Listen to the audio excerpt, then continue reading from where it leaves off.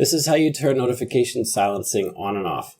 What that means is when someone messages you, specifically a text message, they'll get a notification saying that they can't get through because notifications have been silenced, and there'll be a notify anyway link, and then they can notify you anyway. But you can turn that feature on and off. This is how you do it.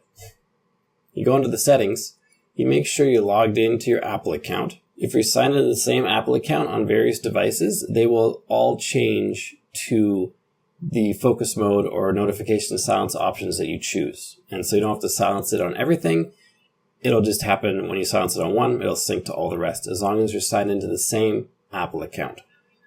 And to customize the options for the silencing, we scroll down to focus in the settings. You can go into any one of these focus modes. You can create a new one. The share across devices toggle is what allows the focus mode to be shared across different devices.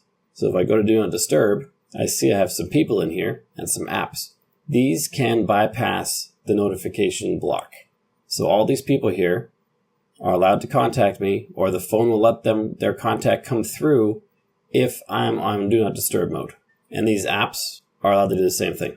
Well, currently there's no apps, but you can add apps that you want to get notifications from, even though you're in Do Not Disturb and notifications are silenced. You can have apps bypass it. You can allow time-sensitive notifications, so the iPhone will decide whether that notification is important and needs to be seen right now and let it through.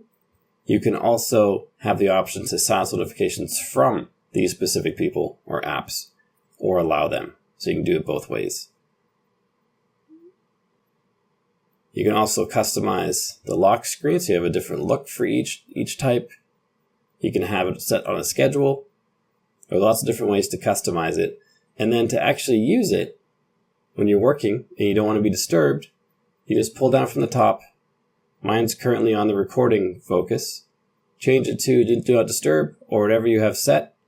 And then you'll be in that focus mode, and all the notification settings will be set how you set them just now. And then very few distractions will be able to come through, so you can focus on your work.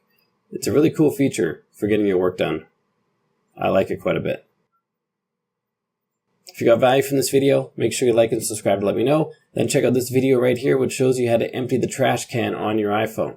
It's an important video to watch because you've probably never done that. So check out that video, and I'll see you there.